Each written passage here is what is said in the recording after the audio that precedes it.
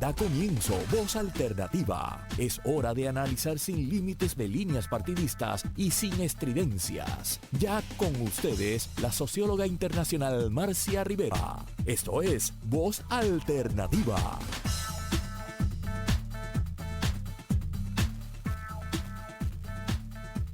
Saludos. Buenas tardes o buenos días acá desde Puerto Rico. Les habla Cecil Blondet, que en el día de hoy estoy moderando como moderadora invitada del programa Voz Alternativa, que regularmente conduce Marcia Rivera. Agradecidos a Marcia por la confianza de ofrecernos este espacio y esperamos que en el día de hoy pues cumplir también las expectativas de esos radioescuchas del programa de Voz Alternativa.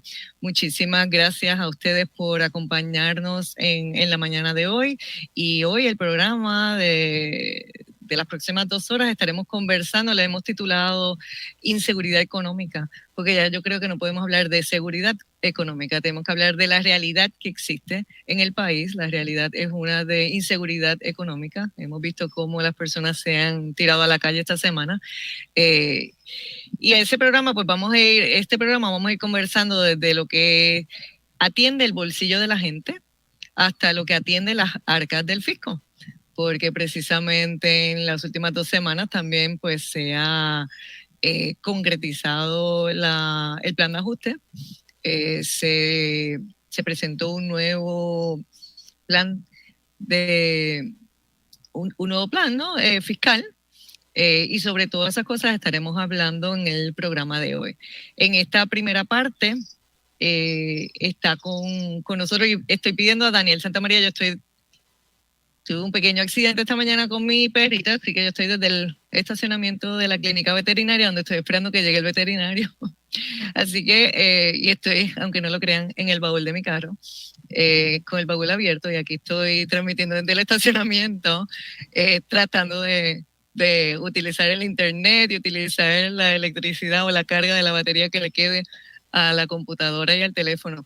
Así que le he pedido a Daniel que si en algún momento pues falla la tecnología del lado mío, pues entonces que él continúe la moderación del programa. Así que muchísimas gracias, Dani, no solamente por ser el colega que me acompaña desde Espacios Abiertos siempre a mover las cosas nuestras, sino en esta ocasión por continuar siendo pues el wingman, ¿no? El que está ahí a la ala de uno. Así que gracias, Daniel, por eso. En el día de hoy tenemos varios invitados. A la licenciada Carmen Isaura Rodríguez, del Instituto de Desarrollo de la Juventud, Javier Balmaceda, del analista de política pública del Center on Budget and Policy Priorities de Washington, D.C., Brian Rosa Rodríguez, que estuvo hasta recién acá en Puerto Rico y ahora está conspirando desde Unidos, también en Washington, D.C. Y le voy a pedir a Daniel, que como tiene más acceso a computadora, etcétera, que los puede ir presentando, ¿no? a cada uno. Pero voy a dar unos datos, porque esta conversación que vamos a tener ahora por la próxima hora tiene que ver con el tema de la pobreza, tiene que ver con el tema de la desigualdad que existe en nuestro país, y todavía muchas veces nos preguntamos si existe o no existe pobreza. ¿Qué tipo de pobreza hay en Puerto Rico? Después del huracán, esta conversación se hizo, después de los huracanes María e Irma, esta conversación se hizo interesante, ¿verdad? Porque todo el mundo empezó a hablar, bueno, de esta pobreza que estaba escondida y que ahora la vimos, pero han pasado ya 4 o 5 años y en realidad hemos vuelto a la situación que estábamos antes, en términos de conciencia, en conciencia social, de conciencia cívica, y estas 3 organizaciones, incluyo Espacios Abiertos, a Unidos, a CBPP y al Instituto de Desarrollo de la Juventud, hemos estado tratando de visibilizar a través de datos de investigación lo que es la realidad en Puerto Rico, más allá de la realidad que escuchamos cuando vemos a miles de maestros salir a la calle esta semana a hacer un reclamo sobre un salario que cuando nosotros pensamos si es justo o no es justo, nada más tenemos que ver cómo trágicamente falleció esta semana.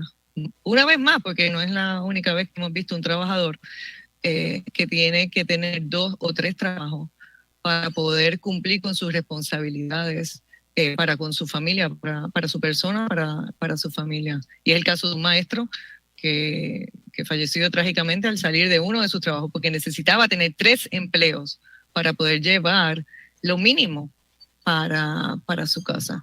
Y esa realidad, cuando nosotros vemos esa realidad, pues entonces tenemos nosotros que separarnos de lo que son números y verlo en términos de personas, ¿no? En términos de seres humanos, en términos de vidas. Así que cuando hablamos de pobreza, también hablamos de vida o muerte, lamentablemente. Pues, ¿cómo compara Puerto Rico? Y como embocadura, antes de comenzar la conversación con ellos, como embocadura, ¿cómo compara Puerto Rico con los Estados Unidos, con la jurisdicción de los Estados Unidos?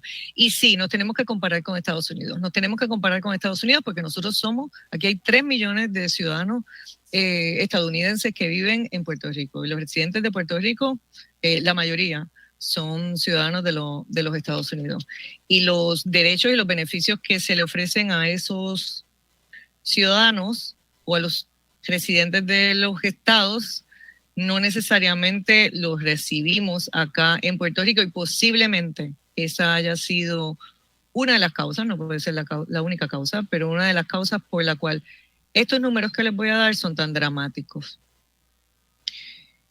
En Puerto Rico estamos hablando de población bajo nivel de pobreza, estamos hablando de 1.5 millones de personas que viven bajo nivel de pobreza, el 44%, ¿no? Se establece. Pero cuando ponemos eso en perspectiva, hay 2 estados de los Estados Unidos cuya población total de cada uno de esos estados es menor que la población total de personas que vivimos o que viven bajo pobreza en Puerto Rico. Eso es dramático. Es dramático también pensar que si nos comparamos con los 50 estados, nosotros estamos décimos, o sea, solamente hay 9 estados, si estamos hablando de números totales, ¿no? En términos de personas, solamente hay otros 9 estados que tienen una población bajo nivel de pobreza mayor que la que tiene Puerto Rico. Es más dramático aún cuando nosotros tomamos los 3 estados más pobres de los Estados Unidos, que son Mississippi, Luisiana y Nuevo México, y vemos que el porciento de nivel bajo pobreza de todos esos estados es 20, 19%, y en Puerto Rico es 44%, el doble. Cuando vemos también que la mediana de ingresos de esos 3 estados, de las personas de esos 3 estados, está en los $45,000 hasta $49,000, y en Puerto Rico la mediana de ingresos es $20,000. Y posiblemente ese es el salario también, ¿verdad? De esos maestros que se tiraron a la calle, o de estos bomberos que esta semana decidieron llamar la atención, ¿no? Y ejercer su voz, poner su voz. Así que dejo esto sobre la mesa para que entonces Daniel nos presente a nuestros panelistas, ¿no? de la próxima hora. Gracias.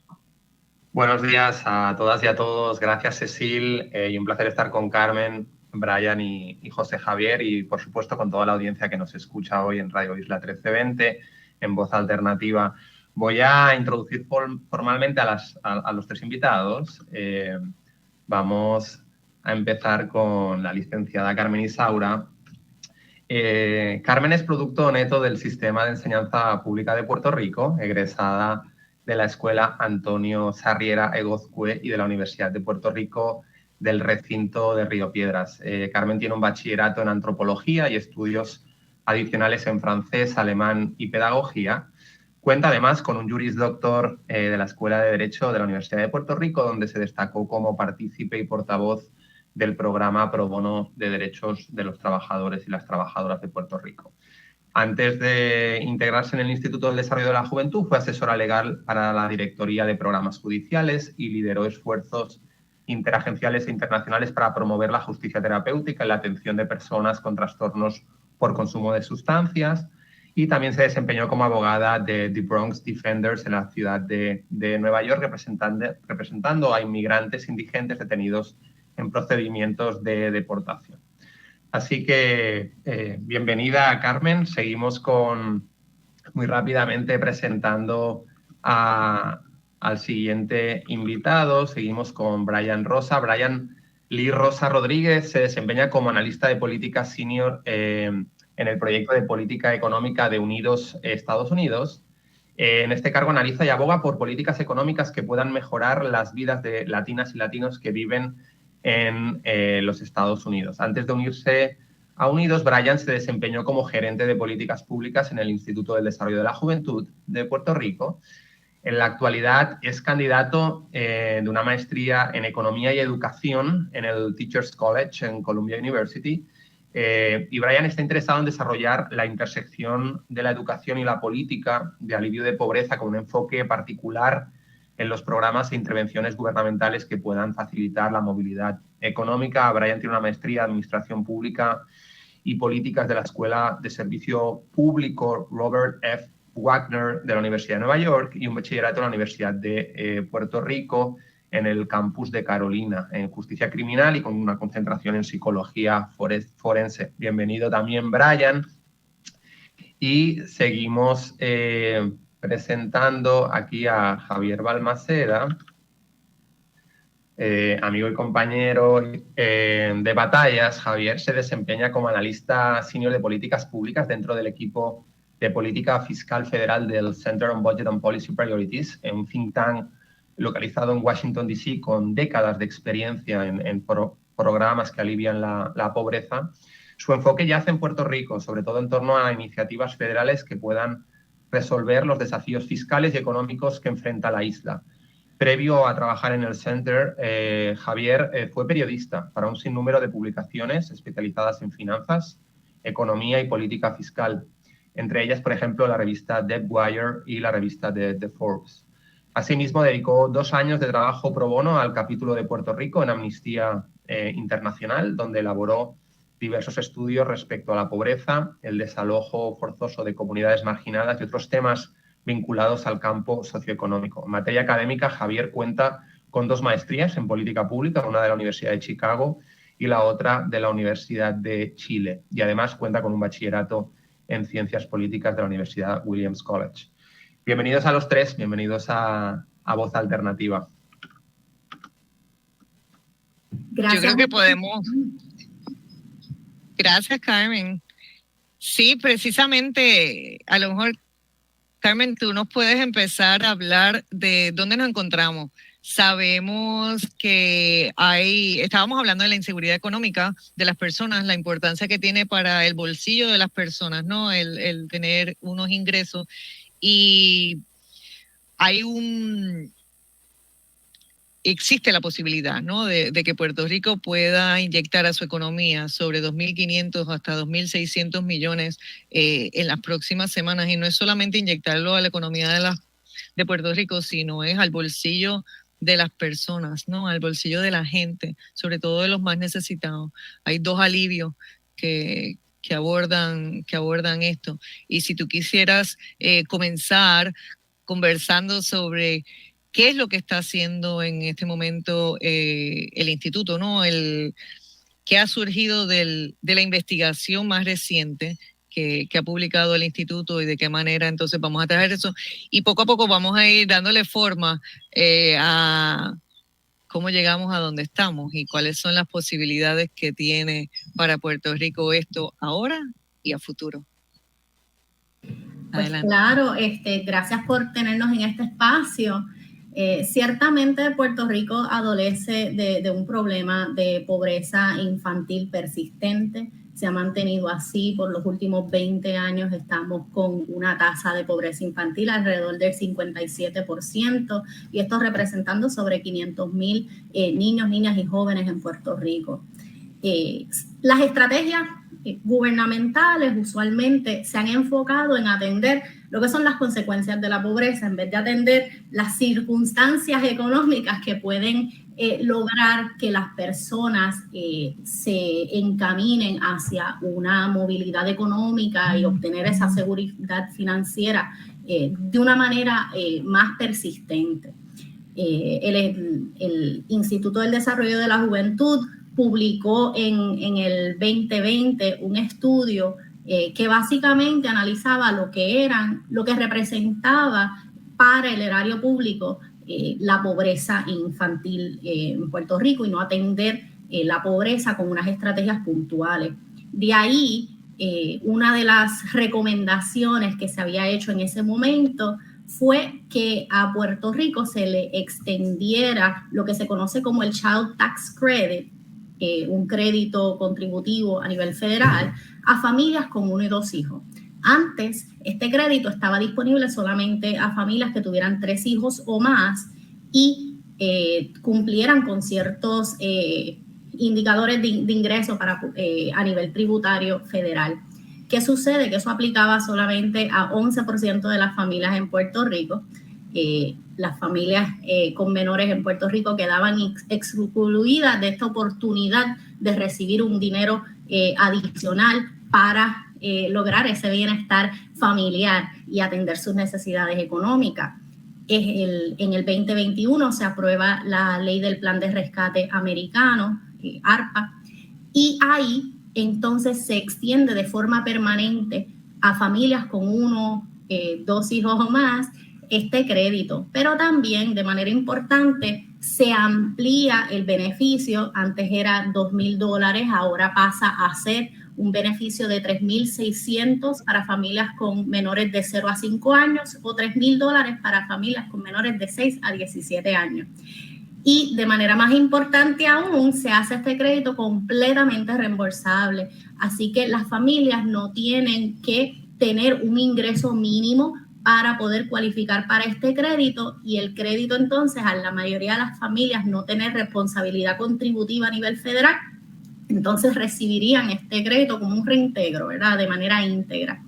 Y eso es bien importante porque cuando hablamos de los números, sabemos que esto representa una inyección económica monumental para el país. Con este crédito nada más estimamos más de $1,000 millones de inyección a la economía puertorriqueña, todo dependiendo de cuántas familias solicitan este crédito, que queremos que sea el 100% de las familias, y ahí destacando que cuando antes solo el 11% de las familias en Puerto Rico eran elegibles para este crédito, ahora estimamos que 97% de las familias en Puerto Rico van a poder solicitar ese crédito, y eso es sumamente importante. Entonces, que las personas conozcan que esta es una oportunidad que no pueden dejar pasar, porque sabemos que las familias en Puerto Rico están pasando por situaciones económicas bien difíciles, así como destaca la Junta misma en el documento certificando el plan fiscal. Las familias que están viviendo bajo la línea de pobreza han incrementado, y así mismo han incrementado los costos de vida. Así que este tipo de beneficio económico que pueda ayudar a las personas a sentir ese alivio pasa a ser una sola, ¿verdad?, de las herramientas de política pública que son esenciales para poder lograr encaminar a las familias en ese paso hacia la seguridad económica. Gracias. Yo quería ver si Javier, ¿verdad? Porque por un lado tenemos el crédito por menor dependiente o el Child Tax Credit, pero también existe lo que es el crédito por trabajo o el Earned Income Tax Credit, y entonces quisiera ver si Javier nos pudiese abundar sobre la investigación, los hallazgos que tiene CBPP en términos de qué efecto tiene o ha tenido la combinación de estos dos créditos en familias que los reciben, y después también que nos elabores en el proceso que se dio en Puerto Rico posterior a la aprobación de la ley ARPA en cuanto al crédito por trabajo, porque sé pues que también ustedes trabajaron en la elaboración, ¿no?, del rediseño del mismo. Así que adelante, Javier. Gracias, Cecil. Yo también me disculpo de antemano porque estoy en un lugar no ideal para hacer radio, que es un aeropuerto. Probablemente el peor lugar, pero bueno, vamos a ver qué pasa. Como me preguntabas tú, Cecil, si hay otra herramienta junto con el crédito de menores dependientes o el crédito de niños, el Child Tax Credit, que es el crédito por trabajo, en inglés el Earned Income Tax Credit. Y también es una herramienta que por lo menos a nivel federal se le hizo extensiva a Puerto Rico a través de la ley que Carmen estaba hablando, que es la ley del rescate estadounidense, que se aprobó en marzo del año pasado. Ese crédito por trabajo es una herramienta sumamente importante en el contexto de Estados Unidos, porque es un programa que está presente desde mediados de los años 70.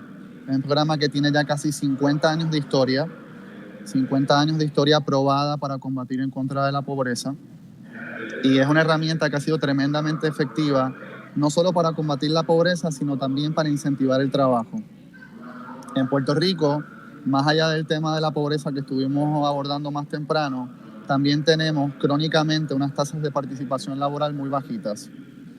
Y eso es tema de simposio. Yo creo que ahí podemos hacer un programa de radio completamente distinto. Creo que luego está el economista Caraballo Cueto, que ha hecho muchos estudios del mercado laboral y él puede abundar mucho más sobre eso. Pero por lo menos en lo que respecta a combatir la pobreza, el crédito por trabajo y el crédito de niños son herramientas fundamentales en el contexto de lo que es Estados Unidos y el gobierno federal. Son herramientas que de nuevo llevan décadas en existencia y en Puerto Rico han estado muy limitadas. De hecho, el crédito por trabajo no ha existido nunca en Puerto Rico. Aún no existe de forma íntegra. Lo que ha hecho esta última ley federal es extenderle a Puerto Rico unos fondos federales adicionales, anuales y permanentes para que Puerto Rico pueda expandir su programa de crédito por trabajo que implementó hace aproximadamente unos 4 años. O sea que Puerto Rico no tiene acceso a lo que es el crédito por trabajo federal. Sí tiene acceso por primera vez a fondos federales para poder expandir su propio crédito por trabajo. Y para todos los efectos es la primera vez en 50 años, digamos, que el gobierno federal le extiende un financiamiento a Puerto Rico para que pueda expandir el crédito por trabajo.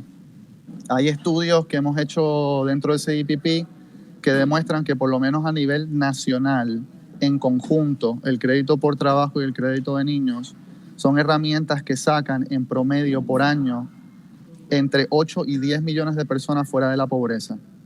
Son promedios más o menos anuales.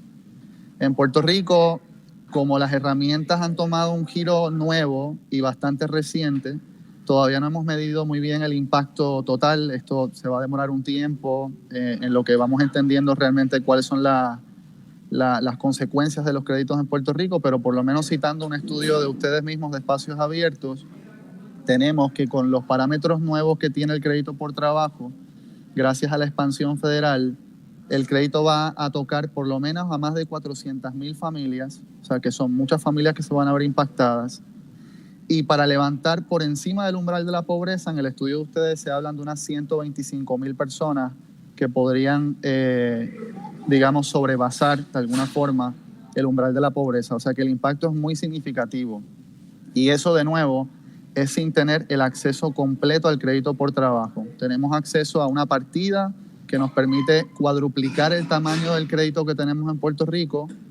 Es un gran avance, indudablemente, porque es la primera vez de nuevo que recibimos estos fondos, pero resta todavía terreno por ser ganado, porque eventualmente lo ideal sería que o Puerto Rico tenga acceso al programa íntegro federal o que a Puerto Rico se le den los fondos necesarios para que pueda ofrecer los mismos beneficios que se dan a través del crédito por trabajo en el resto de Estados Unidos.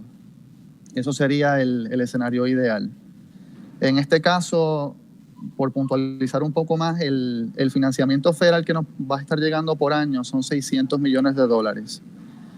Tú estabas hablando más temprano de Mississippi, haciendo la comparación con otros estados que son pobres también, muy pobres en el contexto de Estados Unidos. Mississippi tiene una tasa de pobreza que es más o menos la mitad de la de Puerto Rico. En Mississippi, el EITC, el crédito por trabajo federal, si lo cuantificáramos, representan más de $1,000 millones que se reclaman por concepto del crédito por trabajo en Mississippi en un año promedio. En Puerto Rico estamos recibiendo 600 millones. Así es que si pensamos que la tasa de pobreza acá es más alta, pues uno podría pensar que estarían haciendo falta mínimo más de $1,000 millones anualmente por parte del gobierno federal para Puerto Rico, para poder estar, digamos, de alguna forma equiparados con lo que es el programa federal. Pero bueno, se han hecho grandes avances con esta última ley federal y sí, son indudablemente dos herramientas fundamentales en la lucha en contra de la pobreza y también para incentivar la participación laboral.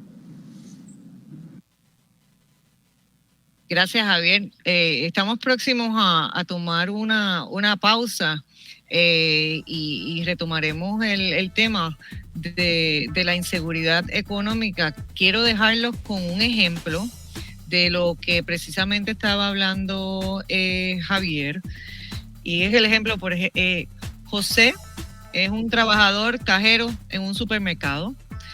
Trabaja 40 horas semanales a razón de $8.50 la hora. Gana $340 semanales. Al año, José ingresa $17,680. Él está casado, tiene 3 hijos, uno de 8 años, otro de 5, otro de 2 años. Por su ingreso, José va a ser elegible para recibir el máximo del crédito por trabajo, que son $6,500. Además, bajo los nuevos parámetros del crédito por menor dependiente que explicó Carmen, José también podrá recibir otro cheque por $10,200. Eso equivale a $3,600 por cada uno de sus hijos menores de 6 años y $3,000 por el de 8 años. En total, José, que su salario normal son $17,680, este año podría recibir $16,700, lo que incrementaría su ingreso. Saludos, ¿está usted escuchando? Voz Alternativa. Hoy estoy moderando Cecil Blondet de Espacios Abiertos y me acompañan en un panel en este primer segmento, en esta primera hora del programa, Carmen Isaura Rodríguez del Instituto de Desarrollo de la Juventud, Daniel Santamaría de Espacios Abiertos, Brian Rosa de Unidos US, anteriormente en el National Council for la Raza, y Javier Balmaceda del Center on Budget and Policy Priorities.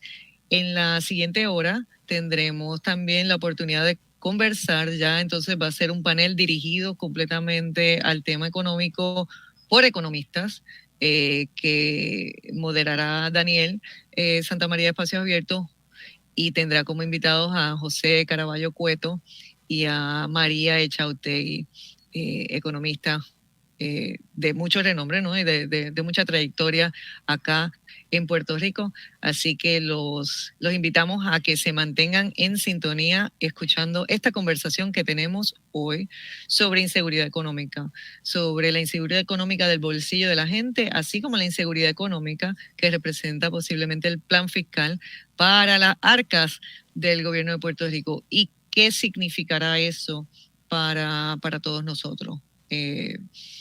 Al terminar el segmento anterior, yo les traje un ejemplo, ¿no? de una persona, y nos parece un ejemplo dramático, ¿no? El ejemplo de una persona que hoy día ingresa $17,000, que tiene 3 hijos, que trabaja full time, a tiempo completo,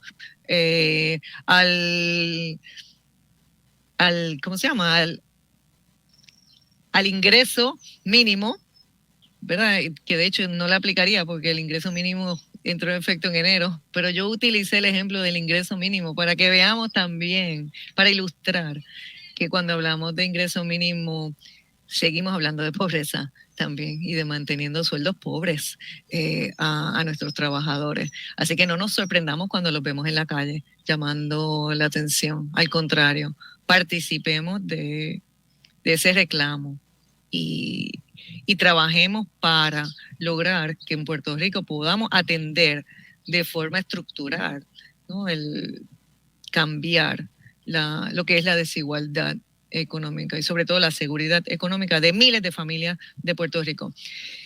Daniel, yo quería preguntar, se estima que unas 466.000 familias. El estudio que hizo Espacios Abiertos estima que 466.000 familias son elegibles para el crédito por trabajo y que cuando ustedes lo anunciaron junto con el Instituto de Desarrollo de la Juventud, se habló también de que unas 304.000 familias se impactarían con el crédito por menor dependiente. Obviamente no podemos sumar un número con el otro, ¿verdad? Porque hay familias que se van a beneficiar de ambos, hay unas que se benefician de uno, hay otras de dos, hay unas que así.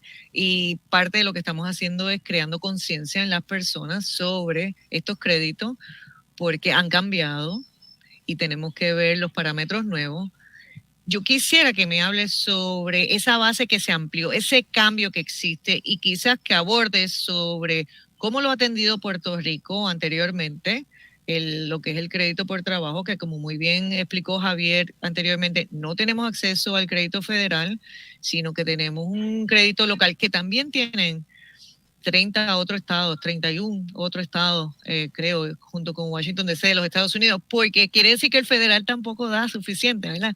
Y que los estados han visto el efecto que tiene estos programas, tiene al punto que entonces sacan de sus propios presupuestos, como ha hecho el caso de Puerto Rico, para invertir en estas familias.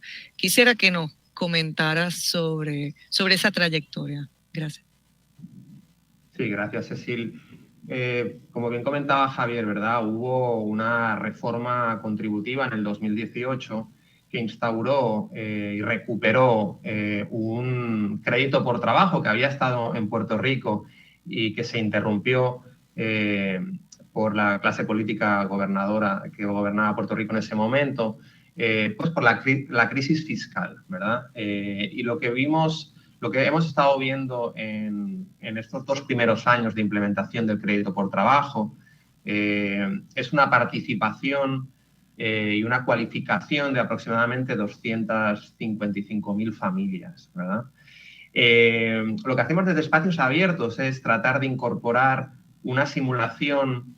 Hicimos una petición de información que entendemos que es pública, de las planillas de contribución de individuos del año contributivo 2019, que es el último que tenía Hacienda disponible hasta hace muy poco, para tratar de incorporar al debate evidencia empírica que pueda defender la efectividad y el retorno social del incentivo cuando, pues, quizá, como pasó con anterioridad, se ponga en cuestionamiento su efectividad y cómo ayuda a los 2 objetivos que también comentaba Javier, a erradicar o disminuir o apaciguar, ¿verdad?, esta lacra social que es la pobreza y que afecta de manera importantísima en Puerto Rico. Y además del otro problema que tenemos, que es la baja participación laboral en Puerto Rico y esas tasas endémicas cuyo incentivo, que ya lleva 50 años establecido en Estados Unidos, ha demostrado también ser muy eficiente en que personas que están en la informalidad, ¿no?, como se dice en Puerto Rico, chiveando, y que, cuidado, sin estigmatizar eso, al contrario, gente que trabaja duro, que tiene 1, 2 o 3 trabajos y que hasta el momento no pensaban en formalizar esa situación, el incentivo puede ayudar también mucho en ese sentido. ¿Qué es lo que nosotros pudimos establecer cuando sacamos el estudio? Bien, las conclusiones fueron las siguientes. A través de esa conformación de casi 1 millón de planillas del año 2019 e incorporando en un algoritmo, en una simulación de programación, las características del incentivo que se va a estar otorgando ahora en el año 2022, que cambia muchísimo respecto al anterior. O sea, recordemos, anteriormente era un incentivo de crédito por trabajo que iba de $300 a $2.000 y ahora estamos hablando de uno que va a ir desde los 1.500 hasta los 6.500 dólares. O sea, un cambio de magnitud muy fuerte que puede mover la aguja en los 2 objetivos de política pública por el cual se ha propiciado este incentivo. Y el estudio, cuando establece esa simulación, ¿verdad?, incorpora esos parámetros, concluye 2 cosas. Uno, un salto en cuanto a la base. La base se amplía, como decía Cecil, de 250.000 personas. Estimamos que si se mantiene la composición socioeconómica de los que solicitaron en el 2019, que eso sabemos que va a cambiar, pero queríamos tener ese estimado, esas 466.000 personas se amplían de distintas maneras.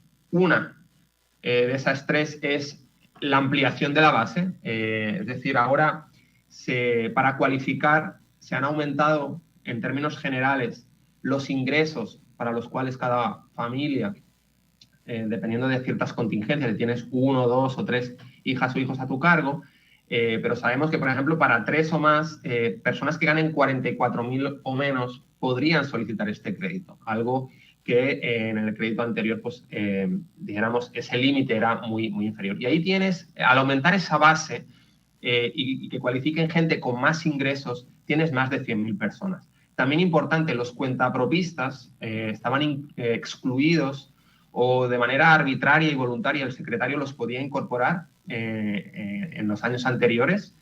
Ahora entran de lleno y de pleno. Estamos hablando de que en las planillas del 2019 13.000 cuentapropistas emitieron planillas con ingresos superiores a 0. Pero sabemos que en la isla hay aproximadamente más de 100.000 cuentapropistas. Muchos de ellos rindieron planilla, pero con ingresos equivalentes a 0. Y también, muy importante, los jóvenes. Para las personas que nos estén escuchando, jóvenes de 19 a 26 años, en el anterior crédito no podían cualificar, ahora cualifican. Estamos hablando de más de 70.000 jóvenes, personas que estudian, que tienen un trabajo part-time y que van a poder solicitar este crédito. O sea, importante la cantidad, ¿verdad?, de personas nuevas que entran y cuáles son los espectros socioeconómicos de cada uno de estos 3 grupos. Y luego, muy importante, quisimos medir y estimar cómo va a afectar en términos de la gente que ya está trabajando, que ya está rindiendo su planilla, y que sabemos que el gobierno de Estados Unidos publica cada año unas estadísticas para una familia de 1, 2 o 3 individuos, ¿cuál es el umbral de la pobreza? O sea, a través de qué ingreso es el límite por el cual estar por debajo sería estadísticamente estar por debajo del umbral de la pobreza. Sabemos que la pobreza es un concepto mucho más complejo, pero al final, pues, hay unos parámetros que se nos obliga a usar para medir el éxito o no relativo de esas políticas públicas, y en este sentido seguimos ese parámetro. Y el estudio, como decía también Javier, lo que logró determinar es que incorporando estos nuevos parámetros y con esta composición de los últimos datos que tenemos, que son los del 2019, 55.000 familias o 125.000 personas lograrían sobrepasar ese umbral de la pobreza estadístico, ¿verdad? Con muchas cosas complementarias por hacer en adición a ese esfuerzo del crédito por trabajo para eliminar la problemática social de la pobreza. Así que este fue el esfuerzo que hicimos para ponerlo en el mapa, para poder cuantificar y estimar esos efectos, y vamos a estar siguiendo cada año con información que vamos a estar solicitando para seguir monitoreando su efectividad, y vuelvo, y con el objetivo último de poder defender su retorno social y su necesidad en Puerto Rico para mantener y potenciar este tipo de incentivo. Gracias, Daniel. Cuando comenzamos el programa, hablamos de ese título que le pusimos al programa, de inseguridad económica, del bolsillo de la gente y de las arcas del fisco. Y hemos estado hablando de la pobreza, y hemos estado hablando de estos incentivos que vienen, que va a ser una inyección económica al bolsillo de la gente. Pero, Brian, conozco que has estudiado el tema del costo que tiene la pobreza, en el caso particular la pobreza infantil, pero no podemos desligar lo que es pobreza de pobreza infantil, porque para que un niño, una niña, ¿verdad?, sea pobre, viene entonces de un entorno, de una familia, de una unidad que sencillamente no tiene suficiente.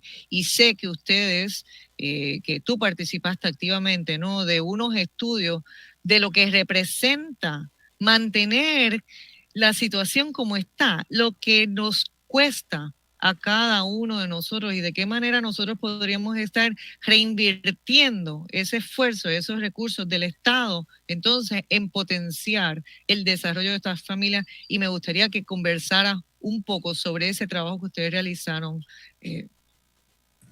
Seguro que sí, Cecil. Con mucho gusto puedo hacer unos comentarios hacia eso. Yo quería antes dejar saber que yo trabajo muy de cerca con Dani, Javier y Carmen, y es hoy por primera vez me entero que Carmen estudió un poco de alemán y tenemos que hablar un poco más sobre eso, y que Javier en realidad se llama José Javier. Eso es como, ¿sabes? News to me. Y quería dejarles saber que ahora me entero por primera vez sobre eso. Pero en el caso del tema que nos atiende, de la pobreza, en el instituto, cuando trabajamos sobre el estudio de cuánto nos cuesta la pobreza infantil en Puerto Rico, hicimos un estimado basado en un modelo de desarrollo de capital humano, tomando en consideración el potencial humano que se pierde cuando un niño es expuesto a altos niveles de pobreza por un largo periodo de tiempo. Y determinamos que en el caso de Puerto Rico, la pobreza infantil lleva un costo anual de 4.400 millones de dólares. Y eso se ve reflejado en pérdidas de ingresos cuando ese niño se vuelve adulto, se ve reflejado también en gastos relacionados a salud, y también se ve reflejado en lo que serían gastos relacionados a justicia criminal y la criminalidad. Así que estamos obviando gastos relacionados a salud mental, quizás estamos obviando gastos relacionados al desarrollo de la infraestructura de Puerto Rico. Estamos obviando muchos factores que pudiesen contribuir a lo que sería un costo de la pobreza. Así que el caso de que nos presentamos en este año con los créditos contributivos, a mí me parece que es una tremenda oportunidad de poder combatir y hacer el caso de por qué es importante tener estos créditos de manera permanente y consistente en Puerto Rico. Cuando escuchaba a Carmen y a Javier y a Dani hablar sobre el tema, y hay muchos economistas, y vamos a escuchar de economistas en la próxima hora también, que pueden estar horas hablando del efecto que tiene el crédito por trabajo y el crédito por niños en reducir la pobreza. Es como el Michael Jordan de reducir la pobreza.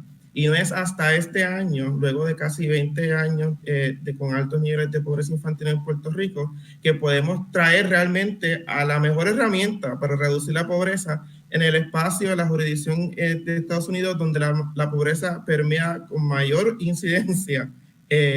Así que me parece que realmente es una política que tomó demasiado tiempo en llegar, pero ahora que está aquí, es importante que podamos maximizar su uso. Como bien estimaron los compañeros, entre estos dos créditos se puede traer a la economía del país más de 2.500 millones de dólares. Así que es importante que midamos esto como la oportunidad que tiene quizás Puerto Rico para alcanzar una meta que por ley, gracias a los esfuerzos del instituto, ya está establecida, que es reducir la pobreza infantil en el país a la mitad. Y estos créditos son una pieza clave para poder lograr esa meta. Y otra cosa que quería también añadirles es que estos créditos tienen una permanencia en Puerto Rico. Así que es importante que no solamente miremos a corto plazo estos impactos que tienen los créditos por el 2022, sino que también miremos y aboguemos y nos preparemos con investigación y con datos para poder defender estos créditos de manera permanente y poder dejarle saber al gobierno federal lo importante que son a la hora de combatir la pobreza infantil. Eso que tú mencionas es clave, porque a veces cuando hablamos del tema del dinero de recuperación o otros fondos federales, escuchamos cómo aquí nosotros no hacemos uso del máximo de los fondos, de los recursos a los cuales tenemos derecho. Sabemos que se ha tomado un tiempo extremadamente largo el que los municipios, ¿no? El gobierno acceda los fondos que necesita para la recuperación tras los huracanes, pero en este caso la oportunidad la tenemos cada uno de nosotros, las personas, los individuos, porque ya está ahí. ¿no? Los créditos están. Esa parte, o sea, que está en cada uno de nosotros y en cada uno pues, de los patronos en asegurar que sus empleados acceden al crédito, en cada una de nosotras las organizaciones sin fines de lucro que trabajamos con los temas de seguridad económica, de asegurarnos de que se crea no solamente la conciencia, sino que logramos que la gente complete el proceso de llenar una planilla. Llenar una planilla es compleja y cuando estamos hablando de estos dos, y puede parecer sencillo, no es sencillo. O sea, soy abogada y tengo 500 diplomas. Se me hace difícil y hago mi planilla. Yo sé que es difícil porque no solamente tienes que llenar la hoja, sino que tienes que ir a buscar la hoja de cálculo que está en las instrucciones.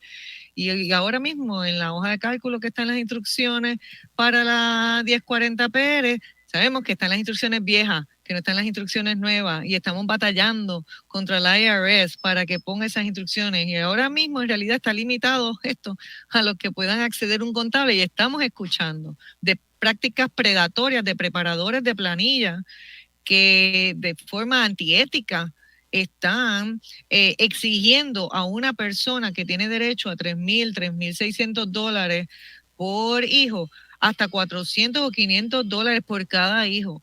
Eso es una práctica predatoria y estaremos atendiendo eso, poniendo centros de preparación gratuita, ¿no? Ampliando los centros que ya puede tener el gobierno, que ya puede tener el IRS acá en Puerto Rico. Pero es muy importante que entendamos que contrario a los fondos de recuperación, que yo creo que, bueno, contrario no, similar a los fondos de recuperación, que lo que era de ayuda individual, nosotros sí, todos pudimos, ¿no? Y con la ayuda pues, de los centros que se formaron alrededor de la isla, pudimos acceder a ese dinero. Pues ahora tenemos esta ventana también, nosotros, los individuos, la familia, de solicitarlo. Y hay que hacer dos cosas. Tiene que llenar una planilla estatal y tiene que llenar una planilla federal.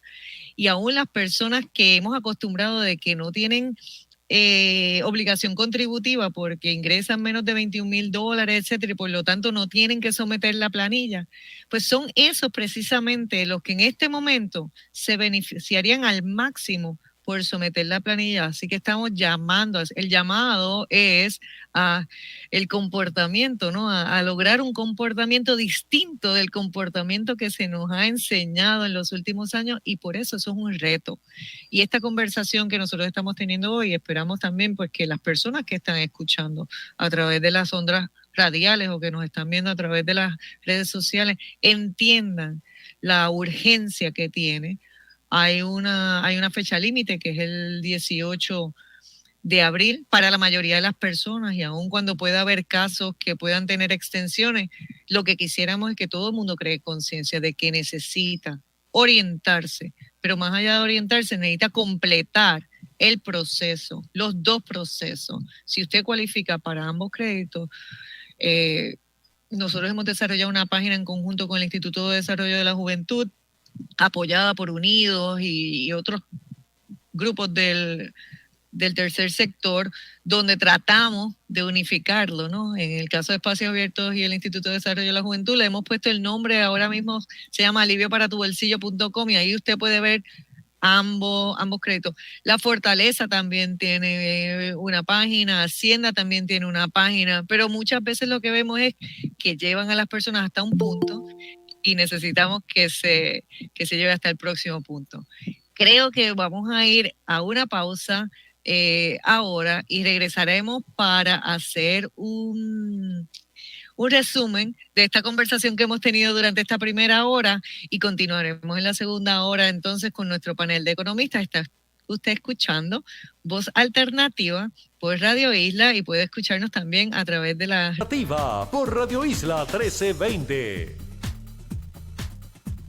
Buenas tardes, está usted escuchando Voz Alternativa. Hoy lo está moderando, Cecil Blondet está moderando el programa y hemos tenido durante esta primera hora de invitados a Carmen Isaura Rodríguez, a Brian Rosa, Javier Balmaceda y Daniel Santamaría, y en esta siguiente hora se incorporarán los economistas María Chautegui y José Caraballo Cueto, pero me gustaría hacer una reflexión final con ese primer panel que tuvimos y que los tres, Carmen, Brian y Javier, puedan hacer un comentario sobre dónde nos encontramos en términos de abogacía a nivel de lo que se está planteando ahora mismo en los Estados Unidos. Ya sabemos la ley ARPA, ¿no? Que discutimos pues cuáles han sido los resultados de la misma, pero en el caso del plan Biden de Build Back Better, etcétera, hay unos planteamientos que se están haciendo y hay una serie de negociaciones que se están haciendo, y me gustaría comentarios finales, ya que el tema de abogacía para algunos de ustedes pues es una cosa muy cotidiana, que lo compartieran con nuestra audiencia. Si quieren, veo que Brian se rió, si quieres, Brian, comenzar. Sí, puedo compartir hasta dónde están las negociaciones.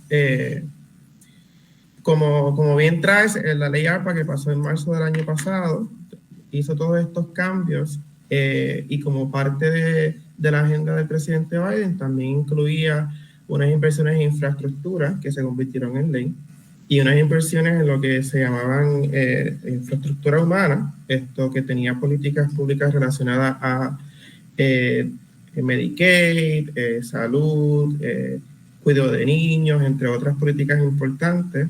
Y dentro de ese paquete también se encontraba unas expansiones a lo que hizo la ley ARPA en cuanto al crédito por niño específicamente.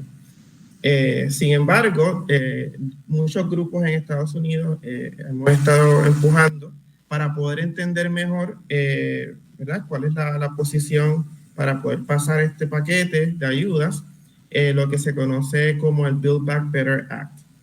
Y lo que sabemos hasta la mañana de hoy, domingo, es que pues sabemos muy poco de cuál es la dirección que va a tomar necesariamente este paquete, pero lo que sí sabemos es que el paquete tal cual pasó la Cámara de Representantes Federal, y en el caso del crédito por niños, incluye al menos 4 cosas bien importantes. Hace que el crédito sea permanentemente reembolsable en su totalidad, es decir, aquellos con ingresos bajos tienen la oportunidad de recibir el crédito máximo.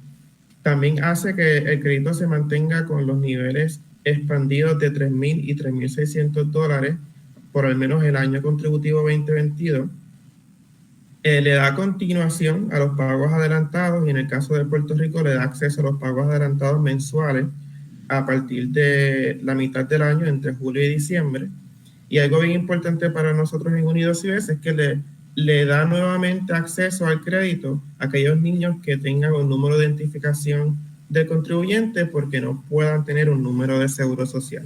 Y estos aspectos son importantísimos porque hacen que el crédito sea aún más fuerte, que el impacto sea más grande en términos de la reducción de pobreza y el impacto a la población que más necesita el dinero.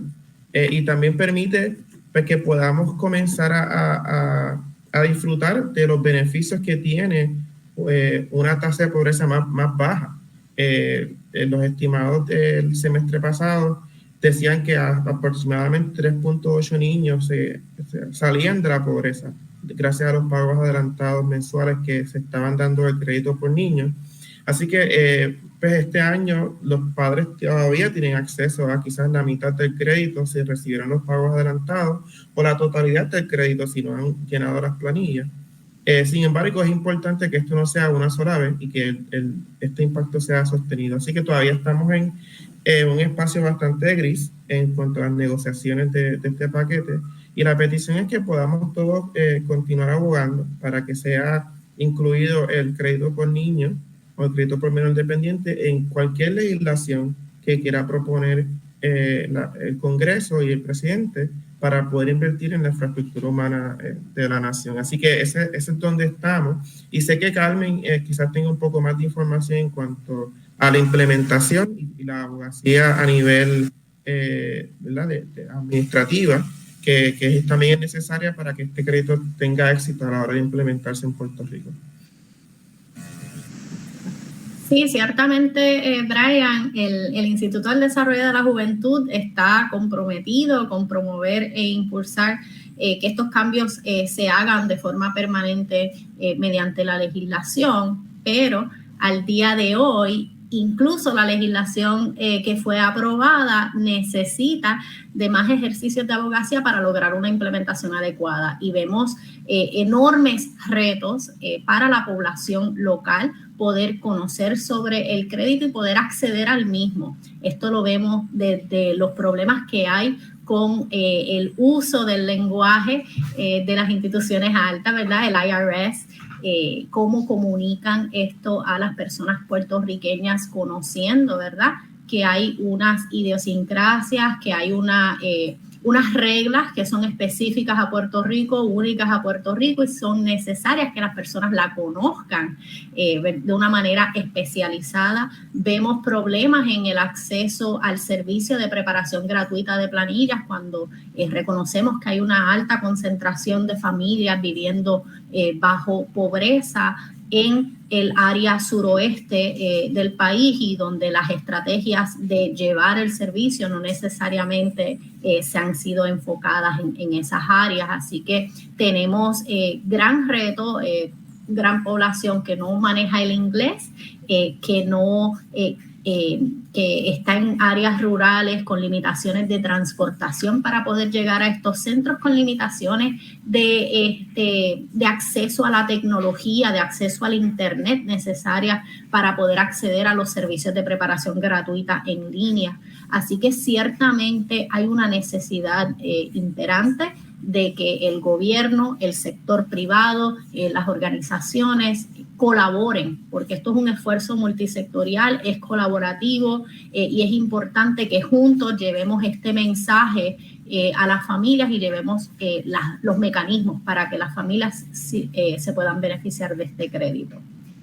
Así que estamos nosotros en colaboración con todos ustedes precisamente para lograr que esto ocurra en este periodo.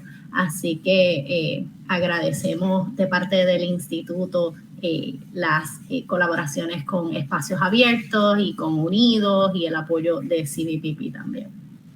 Javier, no sé si tú tienes un comentario sobre estos temas, porque sé que también ustedes allá en Washington trabajan en alianza con múltiples otros, yo diría jugadores, ¿no? Porque estamos hablando pues desde fundaciones hasta otras organizaciones que generan información, ¿no? Yo le digo de generar conocimiento, como son otros think tanks, etcétera.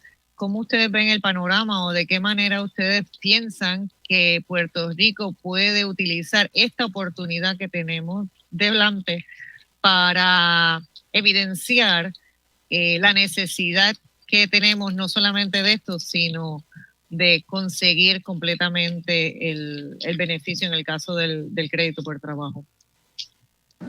Sí, yo creo, bueno, en principio los estudios que han sacado el Instituto del Desarrollo de la Juventud y el estudio que han sacado ustedes a través de Espacios Abiertos de Dani y María, pues son parte de una literatura que hay que ir construyendo, y a esto aludía Brian hace un par de minutos, que hay que ir construyendo toda una literatura, un compendio de datos que puedan ir demostrando que el impacto de estos créditos es sustantivo en Puerto Rico, es tremendamente efectivo, así como ya lo sabemos para el resto de Estados Unidos. En realidad, estos estudios un poco estamos redundando sobre lo que ya sabemos, que son herramientas bastante efectivas para combatir la pobreza, pero bueno, es importante siempre tener los datos de frente.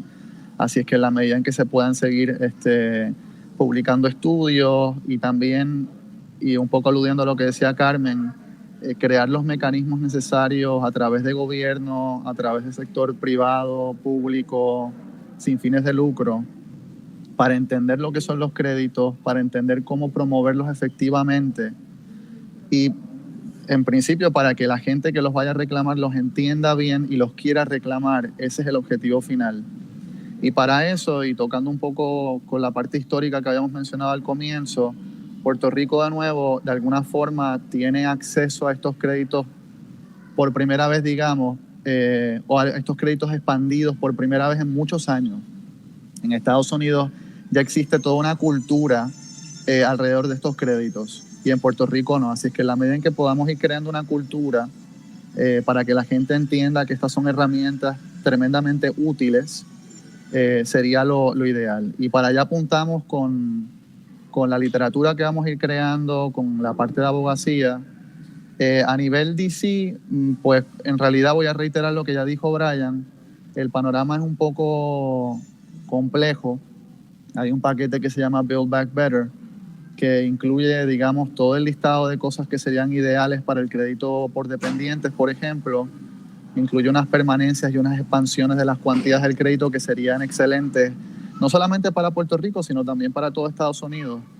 Pero en este momento, y desafortunadamente, ese paquete está sumamente trancado y por el momento no se vislumbra mucho movimiento, sobre todo en lo que concierne a los créditos contributivos de los que estamos hablando aquí hoy. Así que, bueno, no quiero ser pájaro de mal agüero, pero por ser cauteloso, esa es un poco la realidad que hay en DC en este momento y nada, vamos a hacer todo lo posible por seguir trabajando con distintas instituciones para levantar los datos que se van creando desde Puerto Rico y demostrar la importancia de los programas, y la esperanza es que con eso se puedan entonces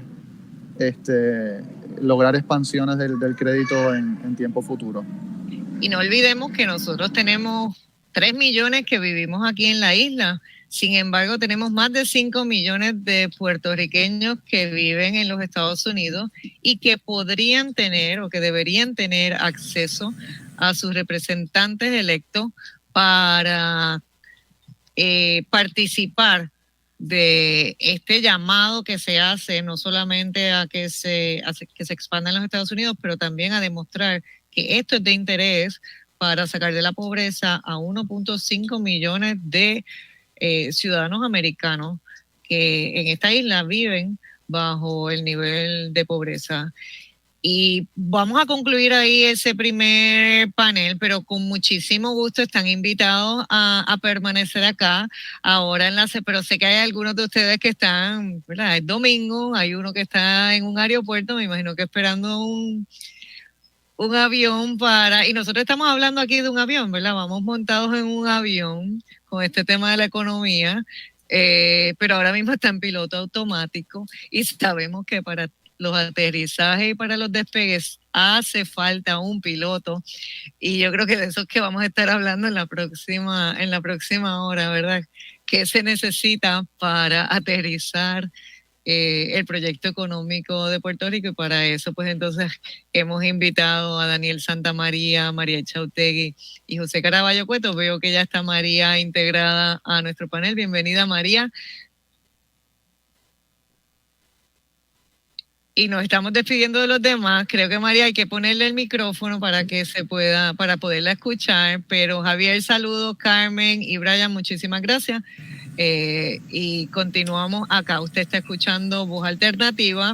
Está moderando en el día de hoy Cecil Blondet como moderadora invitada en sustitución de Marcia Rivera. Ya Marcia se integrará nuevamente como siempre el próximo domingo, y siempre estamos muy agradecidos de que nos ofrezca este espacio y la posibilidad de conversar con su audiencia y de traer expertos como los mismos expertos que ella trae, del mismo nivel que ella trae, a hacer una conversación abierta. Gracias, María. Hola, ahora sí me puedes escuchar. Encantada de estar aquí contigo y la audiencia de este programa. Gracias por invitarme. No, muy agradecido. Yo iba a decir algo y ya perdí a los otros del panel anterior, pero yo veo a todos esos, yo le digo muchachos porque son más jóvenes que yo, obviamente, y yo digo tan entusiastas con los temas de Puerto Rico, y pensar que a lo mejor no están en Puerto Rico, ¿verdad? Que trabajan desde Washington DC o desde algunos otros lugares, y lo importante, y a veces pensamos aquí que se nos va la gente, que tenemos esta pérdida de cerebros, etcétera, pero yo creo que cuando esos cerebros están donde tienen que estar, no tienen que estar dentro de la isla para influenciar, para ayudar, para promover el desarrollo de Puerto Rico. Y la verdad es que me hubiera gustado decírselos a ellos, lo digo ahora al aire, pero igualmente pienso, no sé si tú estás en Guayama hoy. Sí, estoy en Guayama, estoy en Guayama, aquí es que vivo, así que, pero por la tecnología, como tú dices, estos compañeros pues, se integran ya A Javier Balmaceda ya yo ni me atrevo a preguntarle dónde está, porque cada vez que le pregunto, él está en un país distinto y yo me siento como tan inadecuada, ¿ves? Pero es así, con la nueva tecnología, pues es así, que bueno, ¿no? Sí. Sí, bueno, muchas de esas oficinas en Washington DC todavía no han abierto, no han reabierto los espacios físicos y entonces las personas están trabajando de forma remota. Y en el caso de él ha tenido la oportunidad de que tiene familia en otros países y ha tenido la oportunidad entonces de visitarlos y la verdad que eso también es algo que dentro de la tragedia, ¿verdad?, que vivimos de esta pandemia o dentro de las limitaciones, pues ha abierto otras puertas. Igualmente, pero yo destaco lo de Guayama, antes de que empecemos y no sé si José se va a integrar, pero... Está por teléfono. José está okay, por teléfono. Sí. Porque yo lo que quería plantear, yo estaba esta mañana en Patillas y salí corriendo, estoy ahora en Caguas porque tuve una emergencia con mi perrita y estoy aquí en el parking transmitiendo, y por eso voy a pasar el batón posiblemente a Daniel, porque lo que veo ahí que me quedan son 27% de carga de la computadora, bueno, de la batería. Pero quería destacar este tema porque al principio nosotros comenzamos hablando sobre la pobreza, la que se ve y la que no se ve, y cómo muchas veces nosotros ignoramos cuando hablamos de pobreza, mucha gente lo toma liviano en términos de que, bueno, eso es algo que pasa en otro lugar, o eso es algo que no está tan cerca de nosotros, y sin embargo es una realidad que es mucho más prevalente de lo que uno se imagina. O sea, que al contrario, que cuando hablamos de que la mitad de la población de Puerto Rico, o el 44%, que es casi la mitad de la población de Puerto Rico, vive bajo los niveles de pobreza, eso es bien dramático. O sea, eso no es solamente un dato porcentual, sino que es bien dramático. Y yo creo que nosotros, los que estamos en otros pueblos, ¿no?, de la isla, que podemos palpar donde hubo industria que ya no la hay, donde hubo empleo que ya no lo hay, donde hubo juventud y ya no la hay, ¿verdad? Y esa es una realidad, y para mí es sumamente importante que entonces que estos estudios que se hacen, que no solamente son nombres, sino que también es casi como una vivencia que uno tiene de su vecindario, de sus amistades, etcétera, y que tenemos que empezar a ponerle cara a los números con los cuales nosotros estábamos hablando. Pero como yo no me voy a meter en la parte económica, yo solamente les voy a dejar una pregunta para que ustedes la exploren en los próximos 45 minutos, y es el tema de Puerto Rico tiene la posibilidad de una inyección económica de 2.600 millones con el tema de los créditos. Al inicio nosotros hablábamos de la inseguridad económica y hablábamos del bolsillo, y hablábamos del bolsillo de la gente y también del bolsillo del gobierno, ¿no?, de las arcas del fisco. Y se están dando dos coyunturas. Esa posibilidad de inyección económica que va a ir al bolsillo de la gente, pero ¿qué representa eso para la economía de Puerto Rico ahora y a futuro? A la misma vez que se está aprobando que se cierra, ¿no?, el plan de ajuste, que se aprueba el plan de ajuste por la UE, y que se estructura un nuevo plan fiscal que es bastante similar, no vamos a decir que hay mucho más cambio, y que escuchamos unos reclamos del público o del trabajador en la calle, ¿no?, de los policías, de los bomberos, de los maestros, de que sencillamente no les da el dinero. Y nada, yo quisiera dejarle eso como embocadura para la conversación que ustedes puedan tener en los próximos 45 minutos, y recordarle a Daniel que a las 28 tiene una pausa, igualmente a las 48, y que les deseo que tengan un domingo muy bueno, y muchísimas gracias nuevamente a Marcia por la oportunidad, a Héctor, que sé que está en el control, muchísimas gracias, y a ustedes les deseo una buena conversación. Yo lo estaré escuchando en la radio. Gracias, Dani. Te paso el batón. Gracias, Cecil. Gracias por la sintonía, por la compañía y por la guía durante esta más de mitad del programa ya de Voz Alternativa. Yo creo que es importantísimo encauzar, y podemos tener de manera preliminar esa conversación inicial con lo que estamos viviendo estos días, ¿no? Y quizá a mí me gustaría también reflexionar y hacer un pensamiento inicial de que a veces lo urgente, que el ir apagando fuego sobre la situación que tenemos de crisis permanente, pues es algo que hay que atender, ¿verdad? Pero a veces hay unas conversaciones más que yo pienso que tienen que estar ahí y quizá no lo están, o quizá no lo están de la manera, con la relevancia y la importancia que se deberían tratar en distintos foros que pueden hacer mucho para cambiar estos temas, ¿no? Por ejemplo, se hablaba mucho de, efectivamente, el salario no da, ¿no? El salario no da y hay que atender a través de distintas políticas como el crédito por trabajo o el crédito por menor dependiente o la subida del salario mínimo, todo eso, especialmente para lo que son pilares de la sociedad, ¿no? Porque las maestras y los maestros tienen una gran responsabilidad social y sin duda hay una doble vara a la hora de compensarlos. Y yo creo que la gota que colmó el vaso fue el evento de esta semana triste de un maestro con 3 empleos que tuvo un accidente y falleció, ¿no? Y la conversación ha girado mucho en torno a tenemos que pagar una hipoteca, tenemos que pagar una casa, tenemos que pagar un seguro médico, tenemos que pagar un carro, ¿verdad? Y eso no da.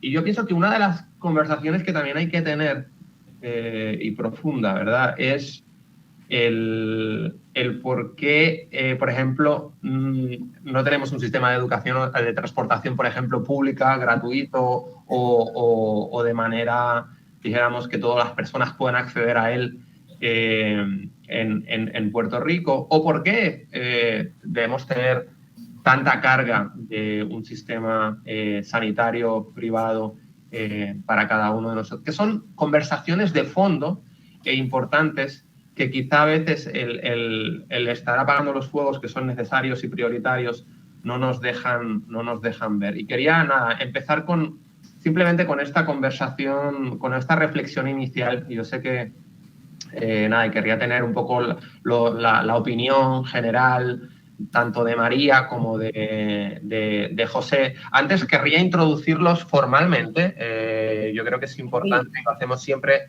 en este programa. La doctora María Enchautegui es la directora de investigación del Instituto del Desarrollo de la Juventud. Su trayectoria profesional cubre la academia, el sector público y también el sector privado. Antes de unirse al equipo del Instituto del Desarrollo de la Juventud, la doctora Enchautegui fue la directora interina del Departamento de Economía de la Universidad de Puerto Rico, recinto de Río Piedras. También se desempeñó como investigadora en el Urban Institute en Washington, D.C., y como asesora en asuntos económicos en la oficina del secretario auxiliar de Política Pública del Departamento de Trabajo de los Estados Unidos, bajo un nombramiento del presidente Barack Obama. Fungió como catedrática también en la Universidad de Puerto Rico. Es la autora del estudio sobre los efectos de los subsidios de cuidado en el empleo de las madres trabajadoras de bajos ingresos en los Estados Unidos para la Oficina de Planificación y Evaluación del Departamento de Salud y Servicios Humanos, el DHS por sus siglas en inglés, y obtuvo su grado doctoral en Economía en la Universidad de Florida State. También quiero, antes de dar la palabra a María, introducir brevemente a nuestro segundo invitado, que es el economista José Caraballo Cueto, que se desempeña en la actualidad como catedrático asociado en la Escuela Graduada de Administración de Empresas de la Universidad de Puerto Rico en Río Piedras. Durante 7 años, el doctor Caraballo laboró como catedrático asociado de Estadísticas y Finanzas en la Universidad de Puerto Rico, en Calley, investigador en el Instituto de Investigaciones Interdisciplinarias y director del único centro de información censal que existe en Puerto Rico. Él completó su doctorado en Economía en The New School for Social Research en el 2013, donde se especializó en estudios de desarrollo y ha ganado distintas becas de investigación con el National Institute of Health de la Fundación Global Democracia y Desarrollo, con base en la ciudad de Nueva York, de la Universidad de Princeton, de la red de fundaciones y de otras instituciones para estudiar tópicos relacionados con el desarrollo humano. Así que nada, la bienvenida a los dos y quizá María, empezar con esta reflexión inicial, ¿no? Que estamos permanentemente en este estado de emergencia, apagando fuegos, y a veces quizá las conversaciones más de trasfondo, de echar una vista atrás, desmarcarse y tratar de incorporar distintas políticas que ataquen las causas y no las consecuencias de lo que estamos sufriendo en Puerto Rico. Nada, quería tener tu primera reflexión sobre eso. Sí, yo creo que pues que nosotros hemos estado en una encrucijada en años anteriores, en otros momentos en nuestra historia, y siempre nos manejamos para desperdiciar la oportunidad.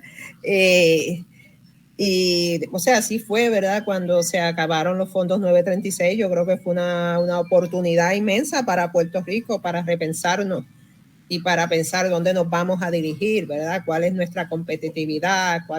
¿Qué es lo que nosotros vamos a vender al mundo, ¿verdad? Ya que no tenemos los beneficios de los subsidios de contribuciones federales. Bueno, no se hizo mucho en ese entonces, se vio venir, pero realmente llegó el momento, llegó el 2006 y no ocurrió nada, ¿verdad? Y luego empezamos en una caída total en términos fiscales, que también se traduce en una bien precipitada caída poblacional.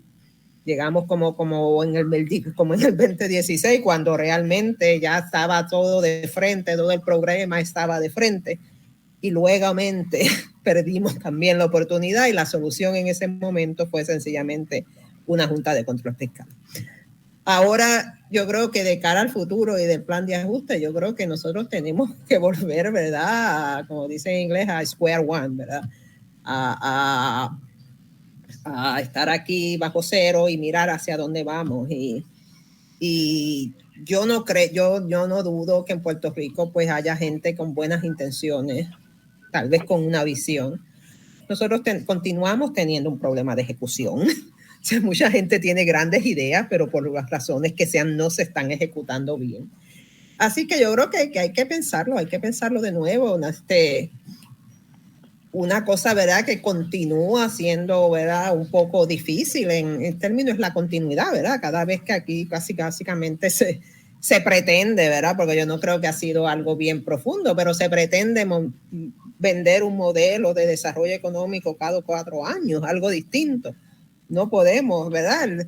El desarrollo económico de un país es un sendero de largo plazo. Nosotros no podemos estar cambiando cada 4 años. Nosotros no podemos estar cambiando el lema de turismo cada 4 años. O sea, es demasiado corto. Yo creo que esa tendencia a continuamente cambiar, entonces tengo que sacar toda la gente que tenía, entonces pierdas la memoria histórica de las agencias. Yo creo que nosotros tenemos que estar pensando un poquito más profundo que eso. Y mirar hacia un futuro, ¿verdad? Mirar hacia un futuro en una forma menos partidista, menos de un futuro que trascienda. Y yo creo que, nuevamente, como digo, ¿verdad?, si lo miremos históricamente, estamos de nuevo en ese punto de encrucijada. Y ojalá que podamos, ¿verdad?, aprovecharlo. Creo que nos vamos a tener que ir a una pausa antes de presentar al próximo invitado, al doctor José Caraballo Cueto. Recuerden que están en Radio Isla 1320, en Voz Alternativa, así que nada, nos vamos ahora mismito a una pausa de publicidad y regresamos enseguida.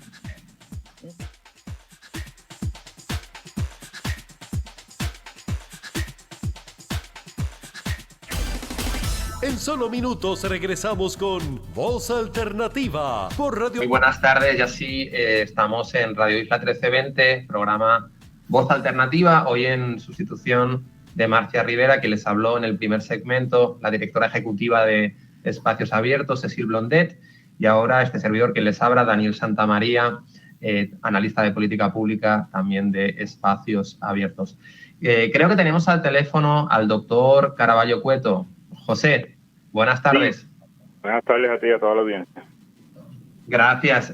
Bueno, en primer lugar, gracias por hacer el esfuerzo de estar con nosotros un domingo. Iniciaba esta primera reflexión con la doctora Enchautegui y no sé si tú tienes quizá esta misma sensación que yo decía inicialmente, ¿no? Estamos en esta situación de crisis sistémica que no nos deja a veces tener estas conversaciones más pausadas sobre qué es lo que está fallando y que sistémicamente está provocando estos problemas en Puerto Rico. ¿Cuál es tu reflexión inicial y tus ideas al respecto? ¿Y cómo ves que tanto la sociedad civil como quizá nuestros dirigentes están llevando todo este tema? Bueno, yo creo que hay cosas positivas ocurriendo en Puerto Rico y cosas negativas. Yo creo que en los aspectos positivos, pues, hay un reconocimiento de que se necesita un plan de desarrollo económico y me parece que ahora se está redactando un borrador a esos fines. Hay un reconocimiento de que hay que moverse en términos de las tendencias mundiales con esto, por ejemplo, del impuesto mínimo global. Se sabe que hay que empezar a hacer una transición en términos de nuestros impuestos, y yo veo cada día más activismo de parte de la sociedad civil, más envolvimiento en lo que son los temas, y yo creo que hay menos espera a ejercer la democracia solamente cada 4 años, sino hacerlo durante el cuatrienio. Yo creo que por el aspecto negativo de la realidad que estamos viviendo en la actualidad es que si bien la reconstrucción que vamos a tener en Puerto Rico es gigantesca, es una especie de plan Marshall para Puerto Rico, recordando aquel plan que hubo para reconstruir Europa después de la posguerra, pues hay un plan bien ambicioso y unos fondos que ya están aprobados para esa reconstrucción. Pero eso nos puede llevar a tener esta ilusión de bienestar que no nos permita ver que estos fondos van a acabar en algún momento y que esa sensación de bienestar se va a ir si no nos movemos a buscar nuevas formas de crear empleo.